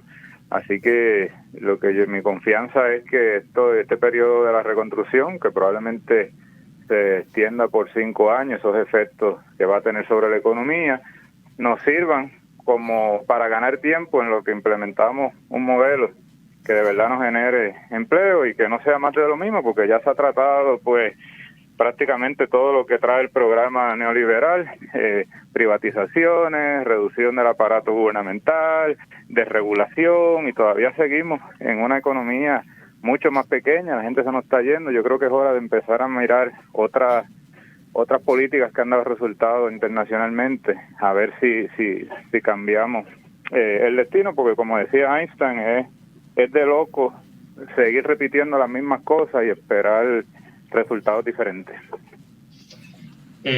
Completamente de acuerdo, José. Yo ahora, antes de entrar un poquito con María para hablar sobre esta importante ley que se aprobó el año pasado, creo que fue la ley 81, para tratar de reducir la pobreza en los próximos 10 años a la mitad. Creo que es una importante misión, una ley determinante que inició con una comisión y que me gustaría que María abordara luego al respecto. Yo coincido plenamente con tu reflexión. Creo que es muy importante destacar que ahora tenemos la aprobación de un plan fiscal el pasado 27 de enero, cuyo, ¿verdad?, es el 8º plan fiscal que tenemos y que es pieza fundamental de esta reestructuración que también acabamos de cerrar. Ya desde Espacios Abiertos, ¿verdad?, creo que todo el mundo sabe nuestra posición sobre la reestructuración en términos de que pues no ha sido suficiente y lamentablemente esto, como nosotros también lo abordamos, es que aunque la Junta de Supervisión Fiscal se pueda ir en los próximos años, y ya hemos visto tan reciente como esta semana, por sorpresa de muchos, creo, de muchas y muchos, la salida de su directora ejecutiva. Algo importante es que aunque la Junta se pueda ir, sus políticas se quedan. Sus políticas se quedan en Puerto Rico y sus políticas tienen y van a tener un efecto importante. Y tocabas un punto muy importante, muy relevante, que es la transitoriedad de los pilares fundamentales que rigen estos planes fiscales. Y una de ellas es estos 120.000 millones de dólares que vienen a Puerto Rico, que son la combinación de los fondos de Posmaría, Posirma y María, por reconstrucción de los huracanes, más los 40.000 millones que vienen ahora con los fondos de la pandemia. Y para mi sorpresa, en el nuevo plan fiscal hay dos pilares importantes que entiendo que hay que tener una conversación al respecto, puesto que cuando viene la Junta a Puerto Rico, algo que desde un principio han criticado, más allá de enfatizar en los problemas estructurales y de opresión histórica institucional y en múltiples dimensiones que sufre Puerto Rico, cosa que bajo mi punto de vista es determinante para la situación que padece la isla.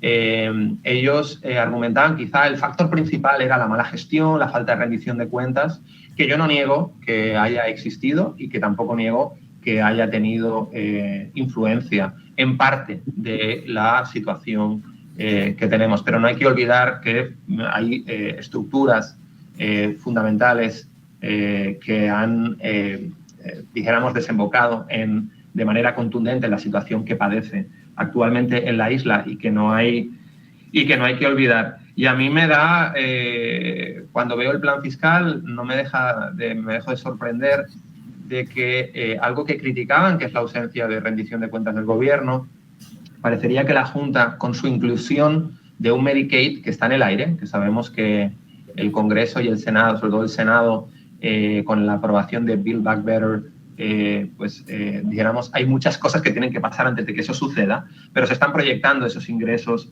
para el próximo plan fiscal. Y algo que quizá es lo más sorprendente para mí es la ley 154 de las foráneas. Aún en el plan fiscal decir claramente que la mayoría de las empresas que estaban en Puerto Rico, de manera principal por la ventaja competitiva que les ofrecía tener ese beneplácito fiscal, el propio plan fiscal y la propia Junta dicen que la mayoría de esas empresas muestran su preocupación y que prácticamente todas, cuando haya un phase-out de ese incentivo, que sabemos que es en el 2023, pues no tienen motivos para permanecer en la isla. Así se dice literalmente, y esos son, como tú bien sabes, José, casi más de $1.000 millones que se proyectan de ingresos para los próximos años y, curiosamente y para mi sorpresa, están proyectados como ingresos en el medio y largo plazo en este plan fiscal. Pero nada, quería con este paréntesis pasar a dos preguntas, una primero con María y luego otra contigo. La primera, María, para mí es muy importante la iniciativa que se logró pasar el año pasado sobre este objetivo de disminuir la pobreza en un 50% en los próximos 10 años. Me gustaría que nos hablaras un poquito de el impacto macroeconómico y las finalidades que persiguen, la finalidad que persigue esta iniciativa y cómo ves tú, ¿verdad?, sus retos y sus oportunidades también al respecto. Sí, nosotros en el IDJ estábamos por mucho tiempo ya, estábamos impulsando que el gobierno reconociera la importancia de reducir la pobreza infantil. Nosotros hemos documentado los costos enormes que tiene la pobreza infantil para Puerto Rico, no solamente para los niños que crecen en la pobreza, sino que estos niños llegan a su adultez y las implicaciones que tiene para Puerto Rico. Estimamos los costos de la pobreza infantil en más de 4% de la producción nacional, que es un número similar está dentro del rango que se estima para otros países. Así que nosotros pensamos que es importante atender el asunto de pobreza infantil. Casi todo el mundo, cuando uno habla sobre la situación precaria de los niños y niñas de Puerto Rico, pues casi siempre todo el mundo está con los niños. O sea, es bien difícil que alguien te diga que no, ¿ok? Pero entonces, ¿dónde está la acción, verdad? ¿Dónde está la acción? Si tú estás con los niños y niñas de Puerto Rico, ¿dónde está la acción? Así que pensamos que había que poner esto en papel para nosotros entonces poder, ¿verdad?, hacer que se rinda cuenta sobre eso. Así que esta ley, aunque puede hacer que algunas personas piensan que no va a cambiar nada, algunas personas piensan de esto pues no se va a poder implantar. Pues mira, es un primer paso, es un paso importante, da apertura para que entonces organizaciones del tercer sector le pidan cuentas al gobierno, que el gobierno rinda cuentas sobre cómo está en términos de esa métrica de reducción de pobreza infantil. Así que para nosotros es bien importante, porque pues, número uno, porque pone, ¿verdad?, en un sitial bastante alto la importancia de reducir la pobreza infantil y nos da unas métricas a nosotros, entonces, el tercer sector, para nosotros, entonces, empujar para la implantación de la reducción de pobreza infantil. Excelente, María. Muy importante ejecución. Yo creo que, como bien comentabas anteriormente, planes, ideas, visión, el papel todo lo aguanta. Yo, como tú sabes, llevo más de 10 años en Puerto Rico. Yo me casé con una pepiniana. Saludos para el San Sebastián de Las Vegas del Pepino. Y pues he vivido durante este tiempo, y ya seguía la política de Puerto Rico desde antes, pues que cada administración tiene una visión muy distinta y sin duda a veces tan importante es ese parámetro de poder tú tener, ¿verdad?, una guía y una teoría en la que basarte, pero no menos importante es la ejecución de un aparato gubernamental que está en crisis y que está en crisis en la actualidad, ¿verdad? Hay un doble discurso con que tenemos que tener un gobierno eficiente, pero a la vez estamos implementando políticas de austeridad que deterioran las instituciones. Y bajo mi punto de vista, cuando las instituciones se deterioran, aumenta su vulnerabilidad. Y entonces, al aumentar la vulnerabilidad, los posibles resultados óptimos y eficientes no dependen de la institución y de su fuerte estructura, sino dependen de los vaivenes de ciertas personas, y eso durante los últimos años no han dado muy buen resultado, no han dado buen resultado en otras economías que han estado sujetas a las medidas de austeridad, y es algo que pues lamentablemente nos va a seguir acompañando. Así que muy importante iniciativas como la tuya que traten de dar la vuelta, a pesar de que vamos en contra de viento y marea por las políticas que se están implementando por parte de la Junta, pero sin duda el tercer sector va a ser primordial para poder apoyar y llevar a cabo todo esto. Me gustaría seguir conversando con José. José, estábamos hablando de el plan fiscal y este plan de ajuste, y me gustaría tener un poquito tus primeras impresiones al respecto. Quizá lo podríamos enmarcar más a tus investigaciones. Yo, ¿verdad?, he seguido mucho las tuyas sobre el seguro social complementario, también tu opinión importante sobre el impuesto a las foráneas y este impuesto mínimo global, cómo va a estar afectando esto a la competitividad de Puerto Rico. Medicaid es pilar importante en el nuevo plan fiscal y sabemos que está en el aire que hay unos riesgos que ojalá no se materialicen, porque Puerto Rico se juega muchísimo en su futuro económico. Me gustaría tener como tus impresiones iniciales sobre este nuevo plan fiscal y estos nuevos retos sobre programas que son determinantes para atraer recursos a la isla y que en la actualidad pues están en el aire. Sí, bueno, aquí hay factores externos que nos están brindando mucha incertidumbre. Ahorita hablaban al principio del programa, ¿verdad? La primera parte del programa sobre la incertidumbre que hay con el proyecto de la administración de Biden, que era el Build Back Better, que ahí habían varias propuestas importantes para Puerto Rico, incluyendo más asignación a el programa Medicaid, que en Puerto Rico coloquialmente le llaman la reforma. Estaba la aprobación, la extensión para Puerto Rico del seguro social suplementario, y eso pues no es, contrario a lo que la gente pensaría, que esto es para los que reciben el seguro social nada más. Esto es solamente para personas pobres que sean menores de edad o que tengan algún impedimento físico y sean pobres, o que sean personas, adultos mayores de 65 años, que sean pobres también. No es para todo el mundo, ni para todos los que reciben el Seguro Social. Y ese estipendio, pues, sería más o menos en la línea de lo que se está discutiendo ahora mismo a nivel mundial sobre una renta básica universal, porque es darle unos fondos. No es tan universal porque no es a todo el mundo, pero sí a las familias que más lo necesitan. Y el cálculo que hice fue que en Puerto Rico hay muchas personas que están cerca del nivel de pobreza, pero por debajo de ellas, y con este estipendio pudieran estar por encima de la pobreza. Eran cerca de $500 en promedio, dependiendo de si tiene hijos, si no tiene hijos, pero hace una diferencia dramática, sobre todo cuando uno está generando $1,100 al mes como ingreso, que te den $500 adicionales, hace una diferencia significativa. Y bueno, ese programa es tan importante que ya hay dos demandas de clase contra el gobierno de Estados Unidos por no extenderlo a Puerto Rico, y se están viendo en el Tribunal Supremo de Estados Unidos. Así que había mucha esperanza de que si se aprobaba el Build Back Better se extendiese a Puerto Rico, y no ocurrió. En ese proyecto también estaba nuevos incentivos a la manufactura en Puerto Rico, que no iba a ser una 936 parte 2, pero sí ayudaba a retener la base industrial que todavía queda en Puerto Rico.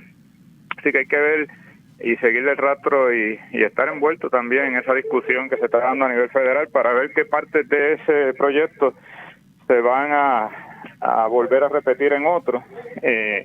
Y a mí me parece que por lo menos lo que es el SSI, que es ese Seguro Social Suplementario, el Medicaid y esto de las manufacturas, es muy importante. Ahora, no nos podemos tampoco limitar a eso. Aquí hay que empezar a exportar más, y eso es lo que me refería yo con un nuevo modelo de desarrollo económico.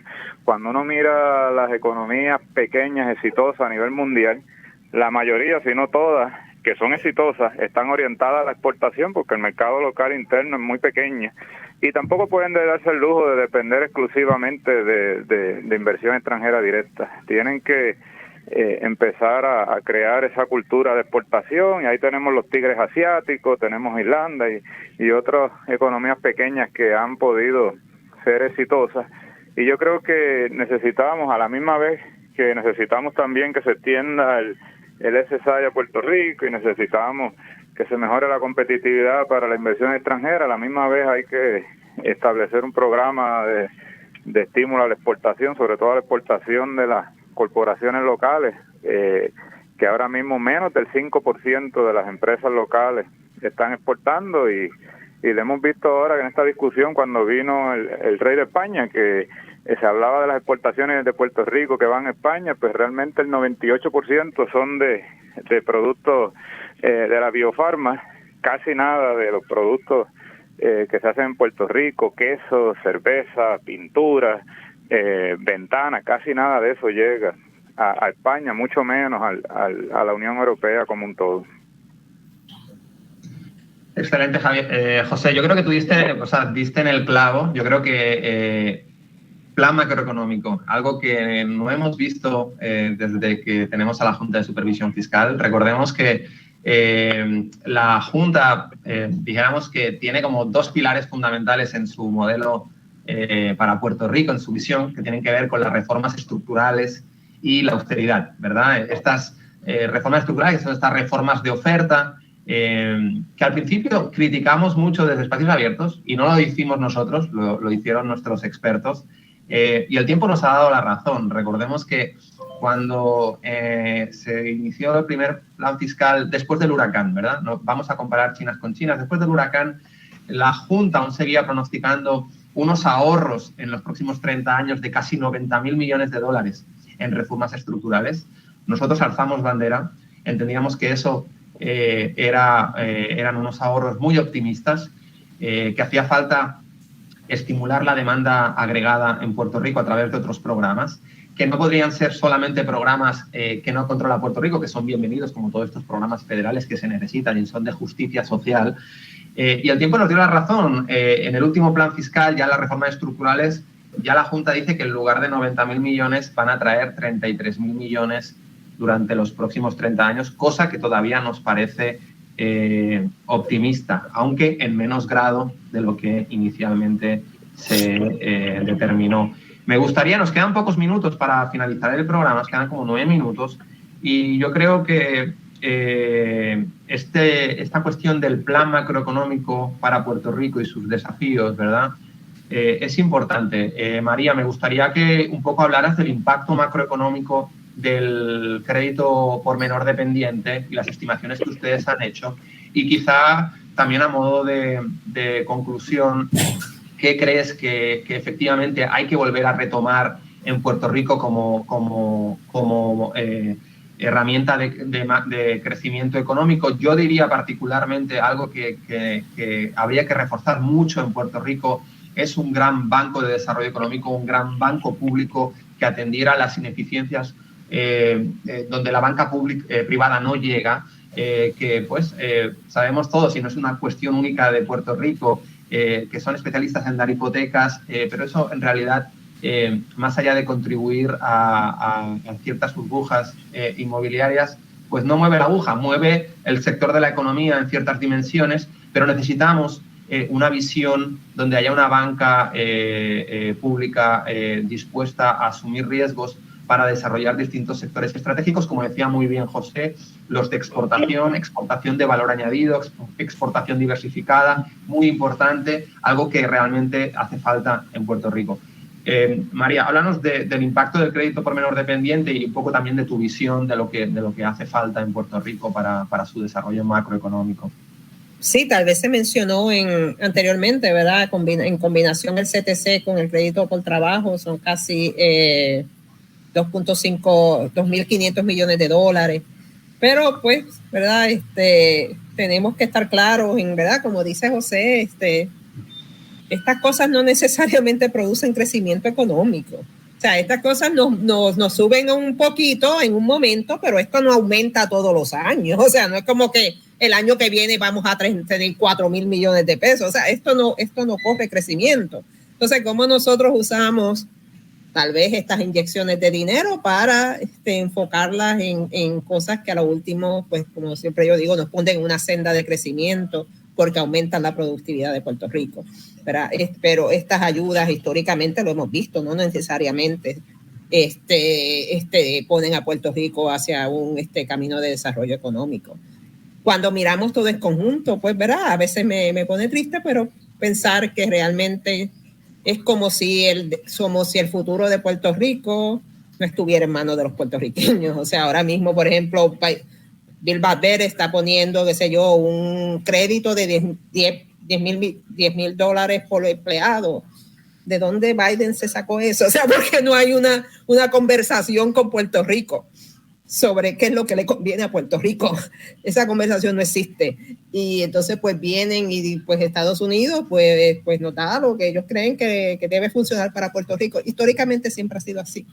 Así que nosotros tenemos que mirarnos adentro y pues tomar las riendas, tal vez, ¿verdad? Y yo sé que nosotros estamos en un modelo político y un modelo económico que a veces no tenemos suficientes garras, pero tal vez eso es también lo que hay que explorar, ¿verdad? ¿Qué garras nosotros tenemos para llevar este barco en la dirección que nosotros queremos?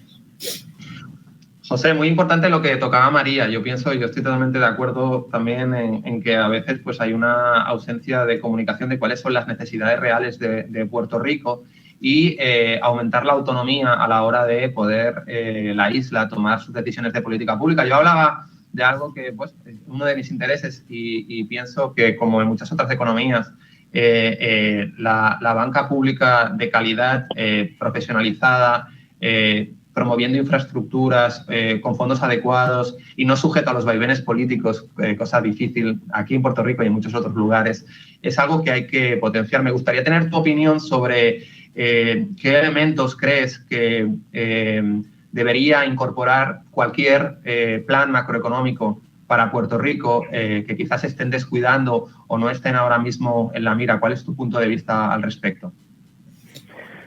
Bueno, yo creo que ese plan que se desarrolle en Puerto Rico tiene que estar basado en datos y en resultados y en una metodología. A veces yo me siento que estoy nadando en contra de la corriente, porque realmente en Puerto Rico pues las investigaciones económicas las hace un puñado de gente, incluyendo María y unos cuantos más y yo. No hay mucha investigación realmente, y yo digo, pero ¿cómo toman tantas decisiones aquí sin hacer análisis, sin hacer estudios? Y a veces es basado en anécdotas, que alguien dijo por ahí algo que supuestamente funcionó en otro sitio. Y yo creo que necesitamos tener decisiones basadas en datos, basadas en evidencia, no basadas en especulaciones ni en anécdotas. Eso por un lado. Por otro lado, yo creo que en esos mismos análisis que se haga hay que ver que ya le ha funcionado a otras economías pequeñas a nivel mundial y tratar de copiar esos modelos, porque a veces pienso también que en Puerto Rico hay la esperanza que en algún momento se otorgue una segunda 936 a nivel de Estados Unidos, y esa esperanza a veces del mismo sector privado de Puerto Rico, no solamente del sector político, y eso pues aún si ocurriese no va a tener el mismo resultado que tuvo antes, porque ahora estamos en un nuevo orden mundial y es una economía totalmente diferente a la que hubo en el siglo pasado, sobre todo cuando se promulgó la 936 en la década del 70, es muy diferente ahora, casi 50 años después. Así que yo creo que tenemos que empezar a trabajar con lo que son las experiencias que han funcionado en otros países y no seguir pensando en la nostalgia que fue ese modelo del pasado. Muchas gracias. Yo creo que está sonando ya, nos vamos a ir a una pausa final del programa. Yo creo que se han traído los puntos fundamentales de la problemática y de la ausencia de estos ejes rectores para tener un crecimiento económico y un plan que sea inclusivo y que no dependa de fondos esporádicos, sino que pueda crear este crecimiento sostenible a través del tiempo. Y sin lugar a dudas, la evidencia empírica cada vez más, los Poverty Labs o los, estudios de política pública con evidencia empírica que puedan avanzar estas orientaciones de política pública son bien importantes para cualquier economía y más para Puerto Rico. Así que, nada, creo que nos vamos a esta última pausa publicitaria y después pasaríamos a despedir el programa. Recuerden que estamos escuchando Radio Isla 1320, Voz Alternativa, en sustitución de Marcia Rivera.